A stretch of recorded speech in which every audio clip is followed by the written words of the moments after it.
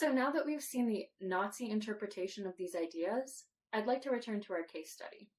The Nazis' ideas of women's responsibility, which was founded in the classics, to produce pure white babies is clearly on display in the article Dear White Western Female. We can see the direct influence of these Nazi eugenics ideas in statements such as, quote, "The future of the West of Europe lies in the womb. The only way Europe will survive is if its women return to their men. Put away the false god of feminism and the idol worship of an education and career, and start pushing out babies," end quote. The Nazis' idea of women's proper place in society, which again they based on an interpretation of the classics, is also evident in the author's multiple statements that women should give up their careers and get back in the domestic sphere to produce white children for white husbands. Viewing this as a duty that women owe to their race reeks of Third Reich rhetoric, which is never a good thing in our humble opinion. Interestingly, the author seems aware that others will label him as a Nazi sympathizer for these ideas. However, he seems to disagree with this labeling, instead sarcastically mocking it as another instance of feminists and the woke left labeling everything they don't agree with as Nazism. He even says that, quote, "To be white is to be a Nazi, period," end quote. And he's taking a very sarcastic tone here, showing that he does not agree with the idea that racial eugenics is a Nazi idea.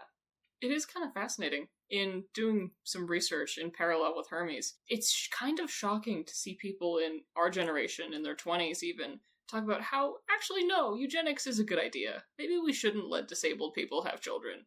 Maybe we shouldn't be letting race mixing happen, because what if it creates more genetic abnormalities? We see these cycles of eugenics becoming popular again, but a lot of these people aren't neo-Nazis, they aren't neo-fascists. They're just people who are concerned about the state of society and have been taken advantage of, and have otherwise fairly normal beliefs. And it speaks to a broader trend as well in the fact that people are very resistant to labeling or being identified as something, being identified as a Nazi or as a racist, and are less concerned with what those words actually mean. We're taught that Nazis were evil. That narrative is played out in all of our media. Watch the first Captain America movie. Nazi equals bad. So people don't want to be called a Nazi, but they're less interested in, avoiding Nazi rhetoric. Most of the time because they don't actually know what the Nazis stood for. To them, the Nazis are the people that put Jews in camps and killed them. And I won't get into the contingent of people today who believe that was still a good idea, because those are the extremists. But to the average person, you will find Nazi rhetoric or Nazi-adjacent rhetoric in the mainstream all the time. Unfortunately, that's where the Overton window has shifted to. The trouble is in identifying it as Nazi. You mentioned identifying there as well, and it's something that I mentioned in my episode about how white supremacy has a context attached to it. Everyone knows what a white supremacist looks like. It's someone who's cut eye holes in a sheet and wears a pointy cone underneath. You think KKK. So the label of white nationalism has become a thing.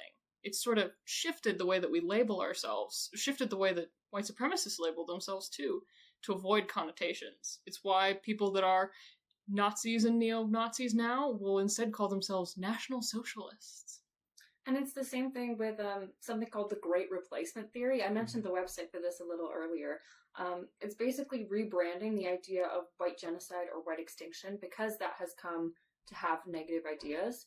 It's a belief that Jewish people and ethnic minorities are taking over because of a concerted effort on behalf of some nebulous global organization. And it's a rebranding. It's the same thing as white genocide. It's just expressed in terms that have a much less loaded connotation because they're less familiar. There's less negative associations as of right now.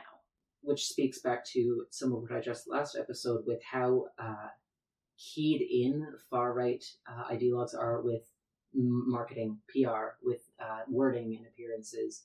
They are aware that terms like Nazi are unpopular. They're aware that Hitler is a villain in history, and so they avoid those terminologies. They say National Socialist. They say the Great Replacement Theory instead of white genocide. They will rebrand constantly. In all the reading I did on various current white supremacist or white nationalist organizations, all of their articles say, well, this was their name originally, and then they rebranded it a few years ago, and then they rebranded again. Because people don't like what they have to say, and they have to constantly find new ways to say it when people learn what the old ones mean. As we've just been talking about, the author of Dear White Western Female is directly spouting Nazi rhetoric, but claiming that he isn't. Through the lens of a noble classical heritage for white people, he establishes a direct argument that white women owe a duty to white men to produce white babies and ensure racial purity. This is exactly what the Nazis wanted.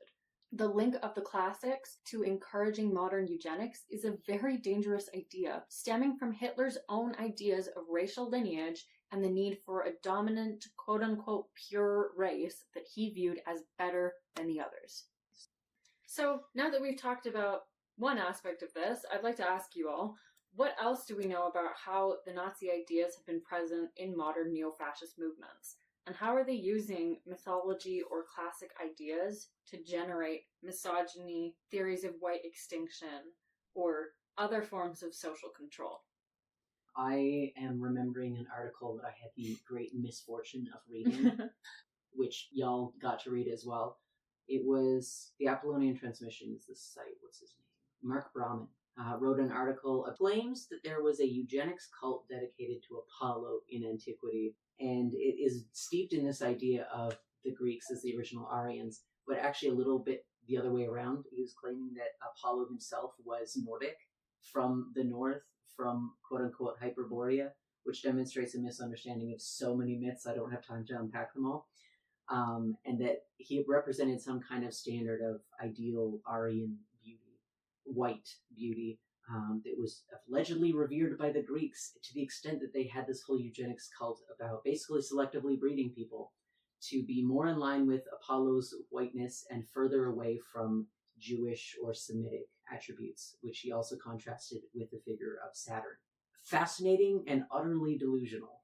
What is kind of fascinating is that we've now beat the dead horse of these ideas were not present in the classical material.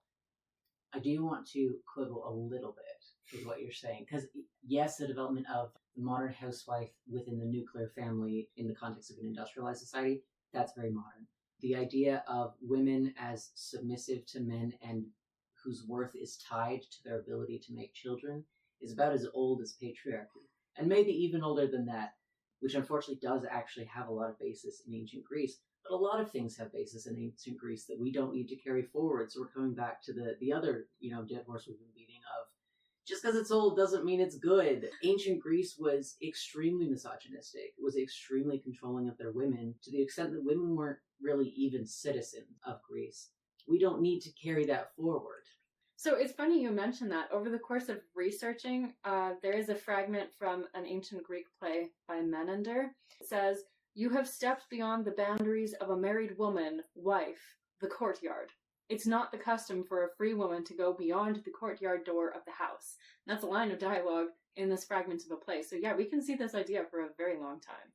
And that's probably calling back to the idea that within the home, within the oikos, there was actually a section of the house that was for the women, and a section that was for the men. And the men's section was more public. There was rules about who was allowed in the women's section, but there was literal segregation in the spaces in the home that men and women were allowed to occupy, and largely women were not allowed out in public except under specific occasions and accompanied by men. We don't need to be doing that today. If I may add on the Roman view of that, it was a bit more, I'm not going to use the word egalitarian, but a tad bit less controlling of women. Women were allowed a bit more freedom of movement, but they still a very deeply patriarchal society.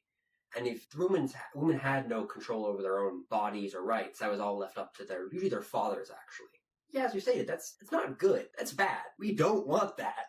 Women having freedom is a good thing. If we have one blanket statement, women having freedom is a good thing. I can get on board with that for sure. So, to wrap up, let's talk about what we've learned. We'll quickly wrap up the classical appropriations we've been talking about. So we talked about the appropriations of the rape of the Sabines myth, which was used to argue a particular version of women's place in society as subordinate wives who need to be grateful for any and all concessions, ignoring all mistreatment. That article also argued that modern women should emulate the sacrifices that the Sabines made for the good of society, ignoring what women themselves want. We also looked at the idea of white extinction based on the false lineage between modern white people and ancient Greeks and Romans, which was being used to argue for a eugenics policy among white women.